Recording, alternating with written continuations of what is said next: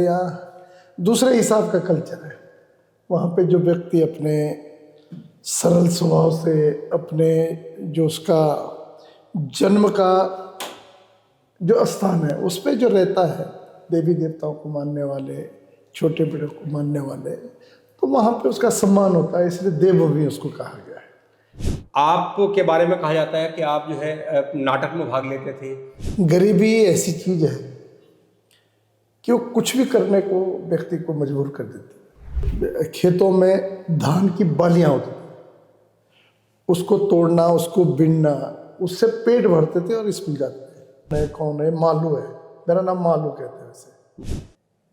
और मेरा गाने बजाने में बड़ा शौक था। पूरे जिले में मैं बहुत फेमस हो गया। लोगों ने मेरा मर्डर कर दिया था। अब मेरे भाग्य में जब अनुसूचित जाति में जन्म लेना तो प्रभु की कृपा है और भाग्य में लिखा हुआ था। नहीं तो मैं भी क्या पता अटल बिहारी वाजपेयी के घर में जन्म लेता, राजनाथ जी का बेटा पंकज बन जाता। साथियों नमस्कार, मैं राजेश शर्मा और सेव इंडिया में आपका स्वागत है। सेव इंडिया न्यूज के मंच पर आज सेव इंडिया न्यूज के मंच पर पुरोला विधानसभा के 2 बार विधायक रहे मालचंद जी हैं। आप शख्सियत हैं उत्तरांचल की, और उत्तरांचल में चूँकि जब ये छोटे होते थे तो अपने क्षेत्र में रामायण का पाठ करते थे, महाभारत का पाठ करते थे, लोगों को हंसाते थे। और हंसाते हंसाते एक व्यक्ति जो बहुत आर्थिक रूप से बहुत तंगी में था, और वो 2 बार उत्तराखंड की विधानसभा में पहुंचे, विधायक बने, और दोनों बार भाजपा से पहुंचे। इस समय बेटे की पुत्रवधू ब्लॉक प्रमुख है, उसको लेकर एक इशू भी चल रहा है पूरे उत्तरांचल में। तो आज हम लोग बात करेंगे मालचंद जी से। सर, आपका स्वागत है सेव इंडिया न्यूज के मंच पर। मैं सेव इंडिया का बहुत बहुत धन्यवाद और आभार प्रकट करता हूँ कि आपने मुझे समय दिया, मेरी बात सुनने के लिए आपने जो समय निकाला उसके लिए मैं आपका आभारी हूँ। आप बहुत चर्चित हैं उत्तराखंड में। नहीं, ठीक है, पब्लिक का आशीर्वाद है, देवी देवताओं का आशीर्वाद है, देवभूमि का रहने वाला हूँ। और हमारे यहाँ दूसरे हिसाब का कल्चर है। वहाँ पे जो व्यक्ति अपने सरल स्वभाव से अपने जो उसका जन्म का जो स्थान है उस पे जो रहता है, देवी देवताओं को मानने वाले, छोटे बड़े को मानने वाले, तो वहाँ पे उसका सम्मान होता है, इसलिए देवभूमि उसको कहा गया है। तो आप पहले जब, क्योंकि अगर हम 20-30 साल पहले बात करें तो उस दौर में पहाड़ पे जहाँ ऊंची चोटियाँ हैं वहाँ बहुत सारे संचार के साधन नहीं थे, मनोरंजन के साधन नहीं थे। आपके बारे में कहा जाता है कि आप जो है नाटक में भाग लेते थे। देखिए, भूखा पेट क्या नहीं करता है। गरीबी ऐसी चीज है कि वो कुछ भी करने को व्यक्ति को मजबूर कर देती है। मेरे माँ बाप बहुत गरीब थे, लोगों का हल लगाना और लोगों का मकान बनाना, मंदिर बनाना, उससे मजदूरी दिहाड़ी करके हमको पालते थे। धीरे धीरे मैं भी अपने पिताजी के साथ, शिक्षा तो बहुत कम शिक्षा हुई है मेरी, इंटर तक, और स्कूल भी ये था कि खाने को नहीं मिलता था। तो जब स्कूल जाते थे तो खेतों में धान की बालियां होती थी, उसको तोड़ना, उसको बीनना, उससे पेट भरते थे और स्कूल जाते थे। तो स्कूल में भी जो पूजने गुरुजन है उनके कपड़े धुलना, बर्तन धुलना, उनकी सेवा करना, जहाँ उनका कमरा होता था उनके साथ रहता था। वो मेरे को पालते थे, मेरे बदले की फीस भी दी, मेरे लिए कपड़े भी बनाए। तो ऐसी शिक्षा हुई। और स्कूल में जब कोई काम होता था कि भाई स्कूल में मरम्मत होनी है, फील्ड का मरम्मत होनी है, तब हम लोग यूपी, जब आप पहली बार क्षेत्र पंचायत सदस्य बने जी अपने ब्लॉक से, जी, तो कैसा पता था आपको कि क्षेत्र पंचायत सदस्य क्या होता है, ब्लॉक प्रमुख क्या होता है? मेरे पूरे वंश में कोई राजनीति के नाम पे राह नहीं जानता और हमें जानकारी भी नहीं है। कैसे आप सबसे पहले आप बीडीसी सदस्य कैसे बने, मतलब क्षेत्र पंचायत सदस्य कैसे मैं बने? उसी बात पे आ रहा हूँ। मेरा काम ये था कि मेरी माँ, जब हम भूखे रहते थे, कभी कभी खाने के लिए नहीं होता था, तो मेरी गांव में उपला देवरा है, सुनाली है, वहाँ से मांग के लाते थे। मीमू उसका नाम था, और लोग अपने भाषा में बोलते हैं मीमू आएगी है कि बच्चा भूखा बोला, तो लोग देते थे थोड़ा थोड़ा करके, तो उससे हमको पालती मेरी माँ। उस जमाने मनोरंजन के कोई साधन नहीं थे पहाड़ों में, रेडियो भी बहुत बड़ा सेट होगा, उसके पास रहता था रेडियो। टीवी वगैरह तो था नहीं, मोबाइल वगैरह। तो गांव में रामलीला होती थी, मेले रामलीला। तो मेरा काम ये था कि जब कहीं मेले होते थे तो वहाँ दुकान लगाना, छोले की दुकान, पकौड़ी बनाना, जलेबी बनाना और चूड़ी बिंदी की दुकान लगाना। तो उससे लोग प्रचलित हो, कौन है, मालू है, मेरा नाम मालू कहते हैं वैसे। ये मालू की दुकान है, मालू की दुकान है, छोले खाओ, पकौड़ी खाओ। और रात को रामलीला होती थी। रामलीला का बड़ा कल्चर था, गांव गांव में रामलीला होती थी। तो रामलीला में जाना, रामलीला में पाठ खेलना, कभी सीता का, कभी लक्ष्मण का, कभी रावण के दूत बन गए। और मेरा गाने बजाने में बड़ा शौक था। गायक कलाकार तो नहीं कहेंगे, लेकिन उस जमाने में गायक कलाकार के नाम से मेरे को जाना जाता था। कॉमिक, हास्य नाटिका, उसमें बड़ा मेरे को ये समझो कि मेरी मास्टरी थी। तो जब पता लगता था लोगों की भाई आज माल चंदाने वाले मैक से बोलते थे कि आज जो है मालू हमारे बीच में आएगा, तो लोग हंस हंस के स्टेज के सामने आ जाते कि आज मजा आ जाएगा। और जैसे मैं जाता था हाथ जोड़ता कि मालू आ गया, मालू आ गया, आ गया मालू, आ गया मालू। तो लोगों को हंसाने का काम मेरा ये था कि लोग हंस हंस के, कम से कम अगर 2 फीट स्टेज से दूर है, 3 फीट, तो हंसते हंसते स्टेज के पास पहुंच जाते थे। इतना प्यार दिया लोगों ने। और उस जमाने क्या होता था कि इनाम देते थे, पारितोषिक। तो पैसे तो बहुत कम होते थे, जमाना बड़ा महंगाई, वो क्या नाम, पैसे का नहीं था। तो 1 रुपये, चवन्नी, अठन्नी, 5 रुपये, 2 रुपये, बहुत बड़ा आदमी होगा 10 रुपये इनाम देता था। तो मेरे पास 100 रुपये, 200, 300 रुपये रात की इनाम का बन जाता था। उससे मैं अपने माँ बाप की सेवा करता था, भाइयों की सेवा करता था, चावल, दाल, चीनी। तो मेरा काम ही ये था कि दिन में कहीं मेले है तो होटल लगाओ, दुकान लगाओ, और रात को रामलीला। पूरे क्षेत्र में जहाँ भी रामलीला होती थी, मेरे को निमंत्रण देते कि मालू को बुलाओ, या तो पाठ खिलाओ या ये कॉमिक करेगा। तो आपकी कृपा से, पब्लिक के आशीर्वाद से लोगों के मन में मालचंद मालू मालू मालू प्रचलित हुआ।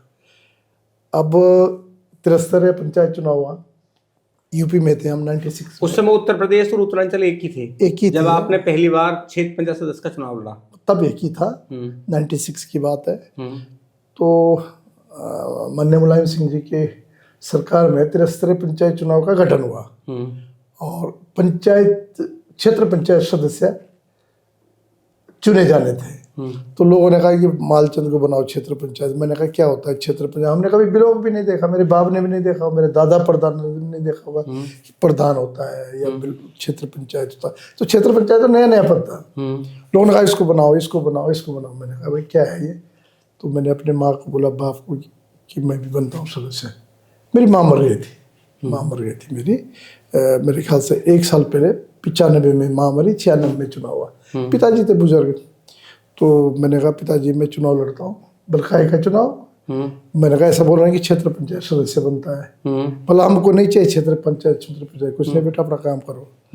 तो लोगों ने कहा नहीं, मेमू के लड़के को बनाओ। मेरी माँ का मेमू था, बड़ा अच्छी महिला थी। उनकी कृपा से मैं आज जहाँ भी, उनकी आशीर्वाद है, मेरे माँ बाप का, उन दोनों का बड़ा आशीर्वाद रहा। लोगों में बहुत लोकप्रिय थे, बहुत अपना जीवन उन्होंने बड़े ईमानदारी के साथ गरीबी से काटा। लोग बड़ा सम्मान करते थे, उनका प्यार करते थे कि मेमू के लड़के को बनाओ, मेमू के लड़के को बनाओ। बड़ी चर्चा हो गई। और मेरे साथ जो एक रिटायर हौलदार, वो चुनाव लड़ रहा है। एक हमारे यहाँ अमितचंद शाह जी, वो बहुत पैसे वाले, वो चुनाव लड़ रहा है। अब मेरे तो खाने के लाले पड़े हुए थे, कपड़े नहीं होते थे पहनने के लिए।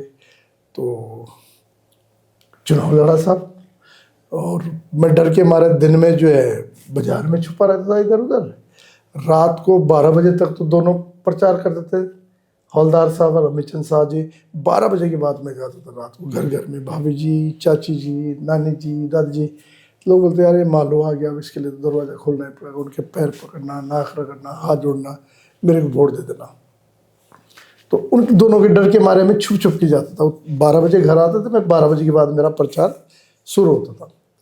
अब ग्राम पंचायत सुनाली थी, उनकी कृपा से। ग्राम पंचायत सोनाली और ब्लॉक पुरोला। उनकी कृपा से ऐतिहासिक वोट पड़े, सबकी जमानत जब्त हो गई, दोनों पैसे वाले की भी और हौलदार साहब की भी ऐतिहासिक वोट पड़े। और जब चुनाव की काउंटिंग हो रहे थे तो मेरे पिताजी सड़क है वहाँ पुरला में, वहाँ बैठे हुए थे गुदड़ा पहन के। लोगों ने कहा मालचंद जीत गया और रो रो के घर आ गए, रोने लग गए, क्या हो गया ये, क्या हो गया। और अपनी फटी पुरानी बोरी बिछाई। तो चुनाव जीतने के बाद हम घर गए तो बड़ा ऐतिहासिक भीड़ हो गई। उन सब के आशीर्वाद से भारी मतों से विजय हुआ। उसके बाद ब्लॉक प्रमुख, रिजर्व सीट थी अनुसूचित जाति की। तो मेरे कहा प्रमुख होना, मैंने कहा मेरे बस का नहीं था, मैं तो जानता ही नहीं कुछ, मेरे बस का नहीं है। तो एक प्यारे लाल हिमानी थे, उसको मैंने प्रमुख बनाया। और 96 में ये कंताड़ी कांड हुआ, अनुसूचित जाति। और कौन सा कांड हुआ? कंताड़ी कांड। अच्छा। बहुत फेमस कांड है, मेरे ख्याल से हिंदुस्तान का पहला कांड है। आदरणीय मायावती जी उस समय मुख्यमंत्री थी और डीएम भी हमारे एल वेंकटेश्वर लो थे। एक एसपी तनुजा मैडम जी थी। तो एक मेरी भाभी लगती थी। अब मेरे गांव का उसका मायका और मेरे बुआ के लड़की के लिए उसकी शादी थी। वो मिस्त्री काम कर रहे थे, मंदिर बना रहे थे। तो कुछ गांव वालों के साथ जो भी रहा, वो क्या हुआ, मंदिर पे चढ़ी और मंदिर को तोड़ा। अतुला उसका नाम था। और मैं शाम को सो रखा था तो उसके मेरे ख्याल से बाल बुल काट दिए, गांव के बाहर घुमाया। बहुत बड़ा कांड था। कांड इसलिए बड़ा हो गया कि उस मंदिर में सामान्य जाति की हो, ब्राह्मण हो या ठाकुर हो, कोई भी महिला उस मंदिर को टच नहीं करती है। इतिहास है, वो आज भी नहीं करती। मतलब किसी भी वर्ग की महिला, कोई महिला नहीं है। पर हम लोग तो अनुसूचित जाति के, तो हमारा तो अधिकार भी नहीं बनता, ऐसी व्यवस्था है, प्रथा है। लेकिन ब्राह्मण के परिवार की महिला भी उसको टच नहीं कर सकती है, वहाँ जाना अलाउ नहीं है। तो मंदिर पे सीढ़ियाँ लगी हुई थी काम करने के लिए। उसने सीढ़ियों पे चढ़ के मंदिर को तोड़ा ऊपर से। अब लोगों को पता लगा तो लोगों ने नीचे उतारा। अब गांव का माहौल था उस समय, प्रथाएं थी, गांव के बाहर घुमाए, बाल काटे, रात को उसको नीचे लाए थाने में। तब तक हल्ला मच गया। तो मैं कनिष्ठ प्रमुख के नाते मेरे को बुला लिया। तो वहाँ जातीय समीकरण हो गया, ठाकुर ब्राह्मण एक तरफ, अनुसूचित जाति के एक तरफ। क्योंकि मैं भी अनुसूचित जाति से हूँ, वो मेरी भाभी थी। और बड़ा बवाल हो गया, सब तलवारें तान गए, बिल्कुल पत्थर पुत्थर, एक तरफ सामान्य जाति के लोग, एक तरफ अनुसूचित जाति के लोग। मैं बीच में गया, मैंने कहा मैं हाथ जोड़ता हूँ आपसे, आप शांत हो जाओ। अच्छा, ये महिला मेरी भाभी है, इसने जो किया वो गलत किया। उस मंदिर में कोई महिला जब जा ही नहीं सकती तो इसको किसने बोला कि तुम वहां जाओ? हमारा अधिकार ही नहीं है, महिलाओं का अधिकार ही नहीं है। तो उस समय मैंने पूरे क्षेत्र को बचाया। पूरी रवाई घाटी एक हो गई थी, सामान्य जाति के और अनुसूचित जाति के लोग दो वर्ग में बैठ गए। वो मेरी भाभी है, मेरे गांव की मायका उसका। तो उस समय डीआईजी जो है, उस समय जोन हमारा सहारनपुर होता था, नहीं डीआईजी मेरठ बैठते थे, ज्ञान सिंह आईजी सरदार जी थे ज्ञान सिंह, यहाँ से वो आए। और कमिश्नर ही हमारी सहारनपुर थी, सुभाष कुमार कमिश्नर आए। और एसपी डीएसपी ये तो कोई हिसाब नहीं, 400 500 पुलिस दिन रात लगी रही। अब पूरे गांव को अरेस्ट कर रहे थे। तो मैंने वहाँ बिचौलिया का काम किया, सच्चाई का काम किया, बिचौलिया नहीं, सच्चाई ईमानदारी काम किया। मैंने कहा देखिए यहाँ कोई छुआछूत नहीं है, और इसलिए इसके साथ ये नहीं हुआ कि अनुसूचित जाति की महिला है। इसके साथ इसलिए ये हुआ कि जब कोई महिला जा नहीं सकती है तो तुम क्यों गए? और हमारे कुछ लोगों ने, जो आज मेरे साथ भी हो रहा, उस समय वही लोग थे जिसका पीड़ित मैं आज हूँ। वो लोग उस समय भी वही थे। उन्होंने कहा अनुसूचित जाति का महिला के साथ उसका मुंडन कर दिया, ये कर दिया, छुआछूत का इतना बड़ा 3/10 हुआ करती थी धाराएं, 3/10 लगाई, एक्स्ट्रोसिटी एक्ट लगाया, 320 लोगों के वारंट काट दिए। मैंने किसी की अरेस्टिंग नहीं होने दी। मैंने कहा अगर अरेस्ट करना है तो मुझे करो, नुकसान हुआ है तो मेरे को हुआ। ये मेरी भाभी है, मेरे वंश की, मेरे औखात की, मेरे गोत्र की है, मेरे गांव की है। अगर इसकी दया है तो मुझे होनी चाहिए।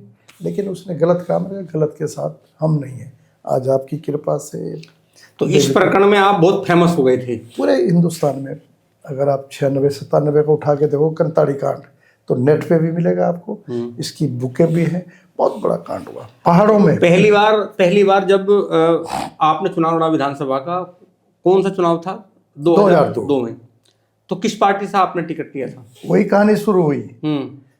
जब मैंने बचाव किया तो वहाँ डिवाइड हो गए, और आपकी कृपा से, पुरला विधानसभा की कृपा से पूरे जिले में, पूरे प्रदेश में, प्रदेश तो नहीं था तब, जिले में, तब हम यूपी में थे, पूरे जिले में मैं बहुत फेमस हो गया।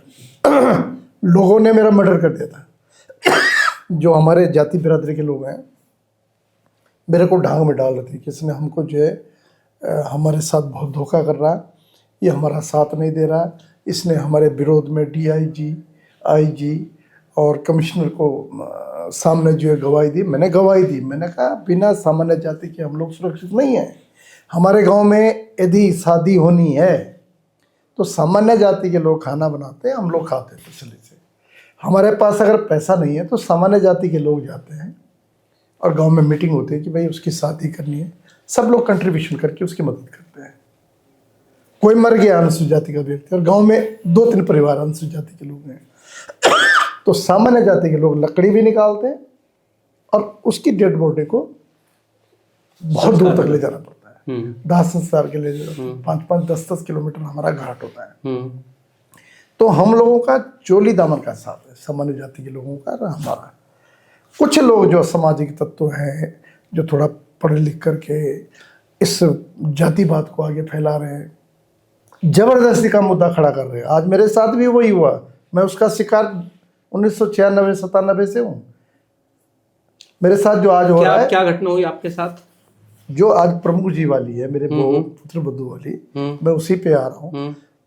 तो उस समय पूरे जनपद को, पूरे रौई घाटी को बचाने का मैंने काम किया।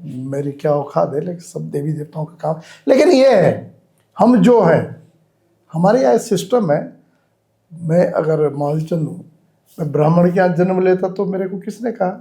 अब मेरे भाग्य में जब अनुसूचित जाति में जन्म लेना तो प्रभु की कृपा है और भाग्य में लिखा हुआ था। नहीं तो मैं भी क्या पता अटल बिहारी वाजपेयी के घर में जन्म लेता, राजनाथ जी का बेटा पंकज बन जाता। लेकिन मेरे भाग्य में जब सुरजन का बेटा बनना है, अनुसूचित जाति का बनना तो विधाता का लेख है, इसमें तो किसी का दोष नहीं है। तो जबरदस्ती तुम ये कहो कि हम हरिजन है, ये ठाकुर है, हमको किसी ने कहा कि तुम हरिजन है, और हमें गर्व भी होता है कि हम हरिजन है।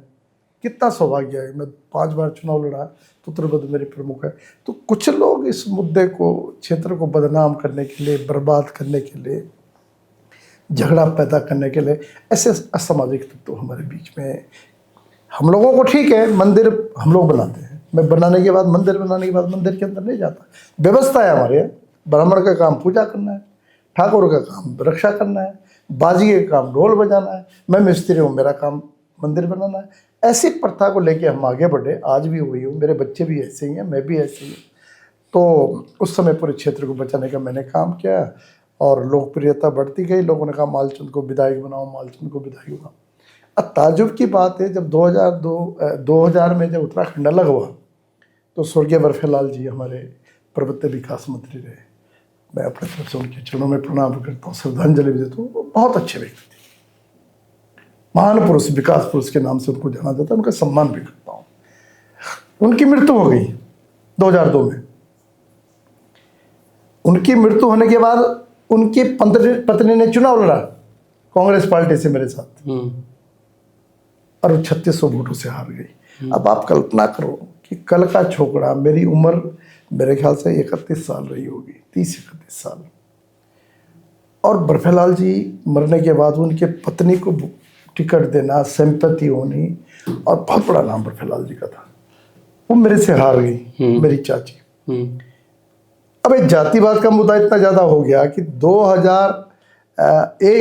31 दिसंबर को मैं बाजार में घूम रहा था, बहुत ज़्यादा चर्चा हो गई, मालचंद चुनाव लड़ रहा, मालचंद चुनाव लड़ रहा। तो मेरे जो प्रतिद्वंदी थे वो पार्टी में, संगठन में बहुत बड़े पद पे थे। 31 दिसंबर की रात को मेरे को उठा के ले गए 12 पुलिस वाले, थाने में बंद कर दिया। जब पुलिस आई, 12 पुलिस, तो मेरे को कहा कि मालचंद तुमको थाने चलना। तो मुझे लगा कि कुछ गड़बड़ हो गया है। मैं थोड़ा सा हल्का जानकारी हो गई थी, जब एक कंताड़ी कांड हुआ, गणेश प्रमुख बना, तो थोड़ा ये है कि आँख कान खुल गए थे कि कुछ होने वाला है। हलचल दिख रही थी कि 12 पुलिस वाले मेरे को क्यों ले जा रहे हैं, मेरा काम ही क्या है। तो कहना गया, थाने चलना है। मनराल जी थे ये, सो वो बहुत बड़े मतलब उनका बड़ा नाम है, नाम का मतलब ऐसे प्रभावशाली है, सो मनराल था, नाम है उसका। थाने में ले गए, बंद कर दिया। मैंने कहा भाई मेरे को क्यों लाए? कह रहा आप पे दहेज उत्पीड़न का केस है। मैंने कहा किसने किया? बोला आपकी पत्नी। मैंने कहा मेरी पत्नी के 3 बच्चे हो रखे घर में और मेरे साथ उसका जीवन कट गया, बेचारी को काहे का दहेज उत्पीड़न करेगी। अब उन्होंने ऐसे अनशन केस बना के रात को थाने में रखा। उस जमाने फ़ोन नहीं थे, लोगों को ऐसे पता लगा बाजार में मालचंद को कहाँ ले गए। हल्की फुल्की चर्चाएं हुई कि मालचंद को तो बंद कर दिया। जब तक रात खुली तो थाने का हिसाब नहीं था, मेरे ख्याल 10,000 लोग जो है वहाँ थाने में आ गए। और मनराल की मजबूरी थी, ऊपर से डंडा था। मेरे को ले गए, मुंसफ कोर्ट है हमारे यहाँ पुरला, तो उन्होंने मेरे रिमांड बना दिया टेरी का जेल के लिए। जब तक 11 बज गए तो मेरे ख्याल से उस जमाने, बड़ी बात तो नहीं कर रहा हूँ, 15,000 लोग आ गए थे। जब जज को पता लगा कि क्या हो रहा बाहर, कहा जी ये मालचंद के समर्थन में, तो उन्होंने कहा तुमने ऐसे काम पहले क्यों नहीं बोला, जब रिमांड बन चुका था। अब पुलिस वाले मेरे को जैसे बाहर ला रहे थे हथकड़ी लगा के, मैंने उसके पैर पकड़े मनराल के, जिसने मेरे को जेल ले जा रहा था, जिसने मेरे को पकड़ा। मैंने कहा भाई तू अपनी ज़िंदगी बचा ले, मेरा कुछ नहीं होने वाला, तेरे बोटियाँ भी नहीं मिलेगी, पब्लिक दे पार, किसी के हाथ में पत्थर, किसी के हाथ में डंडा। मैंने कहा मैं अब एज ए मुलजिम हूँ, तुम मुझे पार मिलना बाजार से पार, तू निकल ले यहाँ से। कंधे पे उठाया, पब्लिक ने पूरा ले गया और सड़कों में लेट गए। मैंने सबके सामने हाथ जोड़े, मैंने कहा देखो मैं आपका सेवक हूँ, आपके चरणों की कृपा से आज आपने जो समर्थन मुझे दिया मैं इसका आभारी हूँ। मैं रोया। लेकिन अब ये चाहते हैं कि मालचंद हमारा, जिसके लिए आप आए कि ये नेता बने, तो मैं मुलजिम हूँ, मुझे जेल जाने दो, पर मेरी जमानत करा देना। और मेरे घर में राशन नहीं है, बच्चे भूखे हैं, मेरे पैसा भी नहीं है, मेरे घर में राशन पहुँचा देना। तो लोगों ने चंदा किया, किसी ने चावल दिया, किसी ने आटा दिए, किसी ने पैसे दिए, मेरे घर में राशन पहुँचाई और जमानत की तैयारी की। 9 दिन जेल रहा मैं टेरी जेल में। 7 तारीख को मेरी जमानत हुई, 8 तारीख को ऑर्डर पहुंचा शाम को, 9 तारीख को मैं जेल से बाहर आया। जब मैं जेल से बाहर निकला तो राड़ी टॉप है, राड़ी से लेकर पुरला तक गाड़ियां कोई गिन नहीं पाया उस जमाने, जबकि लोग गाड़ियां होती नहीं थी लोगों के पास। लेकिन कहाँ से गाड़ियां आई, क्या आई कि स्कूटर, मोटरसाइकिल, ठेला, ट्रक, जो भी जिसको मिले, डंपर सब चले। ऐतिहासिक भीड़ हुई और लोगों ने उसी दिन कह दिया कि मालचंद तुम्हें चुनाव लड़ना, टिकट मिले नहीं मिले तुम हमारे नेता बनोगे। 2025 में जो 93 पंचायत चुनाव हुआ उत्तरांचल में, आप 1996 में 1996 नहीं, जो अभी जो आपके पुत्रवधू का मामला है, तो 2025 में चुनाव होता है और आप पुत्रवधू को ब्लॉक प्रमुख बनवा देते हैं। तो विवाद क्या हुआ, कैसे वो जो उनका वो विवाद क्या हुआ कि कैसे मामला हाई कोर्ट पहुंचा, सुप्रीम कोर्ट पहुंचा? मेरी बहू का मायका चक्रोता विधानसभा से है। चक्रोता बाउर जौनसार के नाम से जाना जाता है, वो जनजाति क्षेत्र है। 1967 में उसको जनजाति क्षेत्र घोषित किया गया। वहाँ पे व्यवस्था यह है कि जो लोग वहाँ रहते हैं, वो ब्राह्मण हो, ठाकुर हो, अनुसूचित जाति का हो, वो जनजाति क्षेत्र के अंतर्गत आने की, सब एसटी होते हैं वहाँ, एसटी होते हैं। लेकिन अनुसूचित जाति व्यक्तियों के लिए डोल पॉलिसी है। चूंकि अनुसूचित जाति के जो व्यक्ति हैं उनको आरक्षण तो जब देश आज़ाद हुआ, जब से देश बना होगा, तब से उनको आरक्षण में लाया गया, लागू है उनके लिए आरक्षण। उनके लिए डोल पॉलिसी, वो चाहे तो अनुसूचित जाति में रहें, वो चाहे तो जनजाति का फायदा लें। होता क्या है, जो थोड़ा सा पढ़ लिख गए अनुसूचित जाति के लोग, जिसके बच्चे पढ़ लिख रहे हैं, जनजाति क्षेत्र का लाभ सेंटर से मिलता है, स्टेट से मिलता है, स्टेट से मिलता है। तो जो थोड़ी जानकारी रखते हैं वो जनजाति में चले जाते हैं। जिनका ये रहता है कि भाई अब ठीक है हम लोग अनुसूचित जाति के हैं, तो ये भी लाभ है, ये भी सेंटर से मिलता है, तो अपना अनुसूचित जाति में रहते हैं। तो वहाँ पे बाप अगर अनुसूचित जाति का प्रमाण पत्र लेके बैठा और बेटा जनजाति का चाहिए तो ले सकता है। ऐसे लाखों हजारों केस आज भी वहाँ चक्रोता कालसी ब्लॉक में आज भी 73 पंचायतों में प्रधान की सीटें आरक्षित हैं। कोई ब्लॉक प्रमुख बनता है, कोई प्रधान बनता है, कोई क्षेत्र पंचायत बनता है, अनुसूचित जाति के लोग। मैं जनजाति की बात नहीं कर रहा हूँ। और वो अनुसूचित जाति के लोग कुछ जनजाति से चुनाव लड़ते हैं, कुछ अनुसूचित जाति से लड़ते हैं, क्योंकि अनुसूचित जाति की सीटें आज भी है। जनजाति होने के बावजूद भी अनुसूचित जाति का आरक्षण खत्म नहीं हुआ। आज भी अनुसूचित जाति की सीटें मात्र इस तरह पंचायत चुनाव के लिए है और लोग बने हुए हैं। बेटा प्रधान बन जाता है अनुसूचित जाति से, बाप ब्लॉक प्रमुख बन जाता है जनजाति से, तो डोल पे लसी। उसमें यह भी है कि अगर बालिग होने पे 18 साल से बाद अगर कोई बच्चा दोनों में से जो इच्छा उसकी है वो प्रमाण पत्र ले सकता है। मेरी बहू स्कूल में 1 से 12 तक अनुसूचित जाति है। 1952 से वो अनुसूचित जाति है, जो बंदोबस्त है जब देश आज़ाद हुआ, मूल रूप से अनुसूचित जाति है। स्कूल ये आरोप किसने लगाया था? ये अब दुर्भाग्य ये है कि जो एक आंचल है हमारी प्रतिद्वंदी, 22 क्षेत्र पंचायत है पुरला में, 22 में से 20 वोट मुझे पड़े हैं मेरी पुत्र वधू को, और 2 वोट लेके एक जो आंचल करके है उसने चुनाव मैदान में आई। चुनाव की व्यवस्था ये है कि कोई भी प्रतिनिधि यदि नॉमिनेशन करता है, क्योंकि मैंने तो कई चुनाव लड़ लिए, स्वयं 5 चुनाव में। अब क्या रहा, अल्टीमेट क्या रहा? आप लड़ाई लड़ रहे लगातार पुत्रों के लिए, तो क्या डिसीजन हुआ? अब तो डिसीजन ये है कि सेंट्रल गवर्नमेंट से जो लाभ ले रहे हैं, स्टेट गवर्नमेंट से जो लाभ ले रहे हैं, तो वहाँ डोल पोल से कोई अनुसूचित जाति है, कोई जनजाति है। इसी नाते मेरी बहू को गलती से उसकी जानकारी में नहीं है, जब उसकी उम्र 14 साल की थी तो स्कूल वालों ने छात्रवृत्ति हेतु उसका जनजाति का बना दिया होगा। तो वहाँ ये इस व्यवस्था है कि कोई भी अगर चक्रोता तहसील में जाएगा कि मुझे प्रमाण पत्र चाहिए, जाति प्रमाण पत्र, तो जनजाति लिखते हैं, क्योंकि क्षेत्र जनजाति है। अगर कोई कहे कि मुझे जनजाति का नहीं, मुझे अनुसूचित जाति का चाहिए अनुसूचित जाति में से, तो उसको अनुसूचित जाति का बना देते हैं। अब वो 14 साल की बच्ची, उसको क्या पता है, तो उसका जनजाति का बन गया, उसको पता नहीं है। और स्कॉलरशिप जो है उसको जनजाति की दे दी, जबकि अनुसूचित जाति को ज़्यादा मिलती है और जनजाति को कम मिलती है। वहाँ भी नुकसान हुआ उसका। अब उसकी शादी मेरे यहाँ हो गई, मेरी बहू बन गई, बहू बन गए तो बच्चा हो गया, एक मेरी पोती हो गई। 1 साल तक हम उसी मस्त में रहे, पोती हो गई, मेरी चौथी पीढ़ी का आगाज हो गया। तो एक दिन ऐसे बैठे, पंचायतों का चुनाव भी आ गया, और अपने धाकड़ दामी जो अपनी भाजपा की सरकार है, उनकी कृपा से दुनिया भर के पद जो है अभी विज्ञप्तियाँ खोल रही है। मैंने कहा बेटा कुछ कर लो, मैं तो बुजुर्ग हो गया, आप अपना रोजगार देखो, तुमको नौकरी करनी है। बोल पापा जैसी आपकी इच्छा है। तो मैंने कहा कहीं पुलिस इधर उधर कहीं भर लो फॉर्म। और तब तक पंचायत चुनाव का भी आगाज हो गया। मैंने कहा कहीं आरक्षण होता है तो लड़ दो चुनाव। कहने का मतलब अब शेर का बेटा तो मांस ही खाएगा ना, घास तो खाएगा नहीं। अब ससुर अगर इतने संघर्ष में गरीबी से उठ के 5 चुनाव लड़ लिए, 2 बार विधायक रह गया, भारत सरकार में सत्यनारायण जटिया के साथ रहा, प्रदेश में विभिन्न पदों पे रहा, 5 बार चुनाव लड़ा, निर्दलीय भी चुनाव लड़ा, 161 वोट से हार गया। जनता का सेवक हूँ, जनता ने मुझे अपना आशीर्वाद दे रखा है। तो मैंने कहा मैं बुजुर्ग होने वाला हूँ, तो किसी को चाहिए लड़ना चाहो बेटा तो लड़ लो। तो मेरे बहू ने कहा कि ठीक है पापा जैसी आपकी इच्छा। तो मैंने कहा पेपर दिखाओ।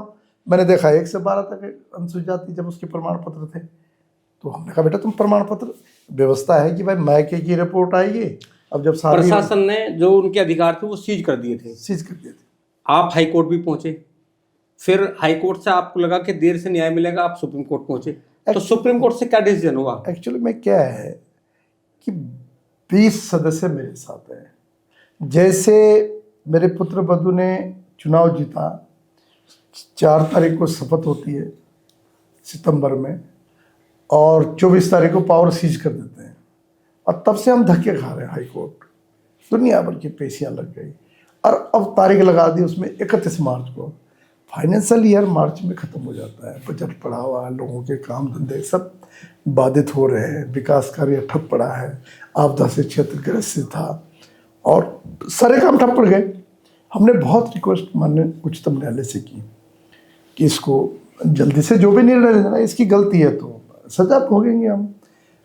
स्क्रूटनी कमेटी जो माननीय उच्चतम न्यायालय का, सुप्रीम कोर्ट का एक आदेश है कि भाई इस जिले में scrutiny committee, caste scrutiny committee होती है, वो निर्णय लेगी।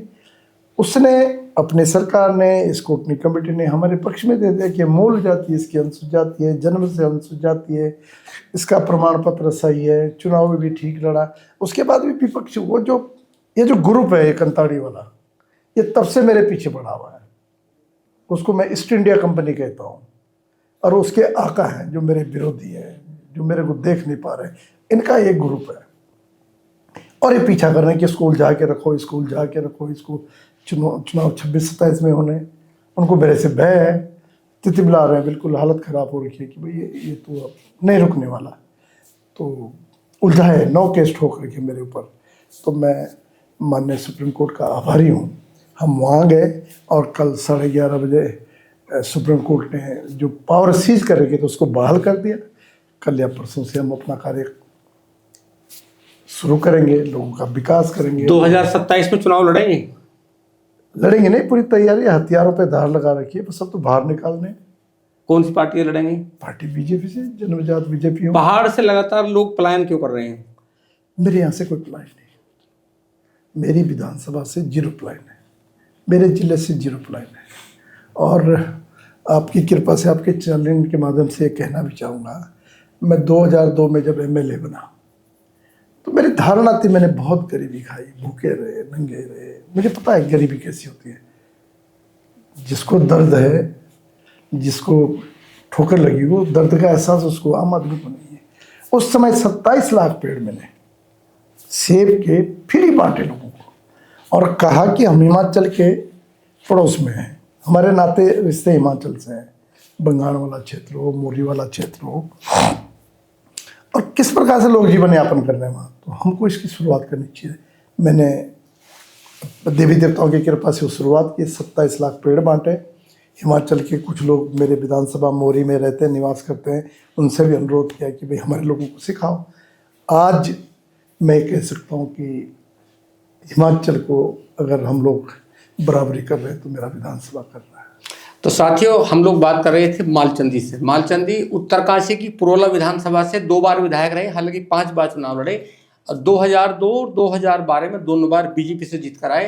अभी जो इनके प्रतिद्वंदी हैं, पुत्रवधू को 2025 में पुरोला ब्लॉक से ब्लॉक प्रमुख बनाया, लेकिन जाति को लेकर घेरने का प्रयास किया और पूरा उत्तरांचल में घेरा। हालांकि हिम्मत नहीं हारी, हिम्मती है मालचंदी हाईकोर्ट जाते हैं, फिर सुप्रीम कोर्ट जाते हैं। कल सुप्रीम कोर्ट से जो एक निर्णय हुआ है, वो निर्णय आपकी पुत्रवधू के पक्ष में हुआ है। जो अधिकार सीज कर दिए थे, सुप्रीम कोर्ट ने आदेश दिए कि उन्हें बहाल किया जाए और डेवलपमेंट जो होना है पुरोला ब्लॉक का, वो डेवलपमेंट किया जाए। तो जैसे हम लोग बात कर रहे थे मालचंदी से, मालचंदी बहुत फेमस पर्सनैलिटी है उत्तरांचल में, लगातार दौड़ते हैं और अपनी विधानसभा में जो इनका तरीका है लोगों के बीच संवाद करने का, सबके सामने हाथ जोड़ कर रहते हैं। और जब निर्दलीय चुनाव भी लड़ते हैं तो तब भी बहुत कम अंतर से हार जाते हैं, लेकिन दोनों बार जीते बीजेपी सिंबल पर। और 2027 में चुनाव लड़ने की फिर तैयारी है। इनका दावा है कि 2027 में बम्पर वोटों के साथ जीत का आऊँगा। आप 7 इंडिया न्यूज के मंच पर आए विधायक जी, आपका बहुत बहुत धन्यवाद। आपका भी धन्यवाद, बहुत बहुत धन्यवाद आपका।